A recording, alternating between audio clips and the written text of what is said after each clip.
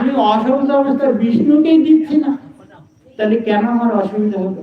তারপরেও লোকাচারের জন্য কি করতে হবে, যে বাড়িতে যদি নিজের বাবাও মরে যায় তবুও ভগবানের সেবা বন্ধ হবে না, অসহজ থাকবে না। অসহজটাই কি, আমার যখন একটা মায়া আবদ্ধ হই না, আমরা বাবা মারা গেছে দুঃখ, আজকাল কি মা বাবা মারা গেলে তো এই জঞ্জাল মরিলেই বাঁচি, তাহলে আমার দুঃখ কোথায়? আরো তো ভগবান সেবা সুবিধা হলো, বাবারা দিতে হচ্ছে না। তাই ওই সময় যে যারা প্রকৃত মা বাবার ভক্ত, তারা মা বাবার কথাটা স্মরণে আসে, তখন ভগবানকে ভুলে যায়, ভগবানের সেবা দিতে পারে না। তাই অসহজ অবস্থায় ওই যার পিতা মাতা মারা গেছে তাকে দেওয়া ওই ভগবানের সেবা দেওয়া হয় না।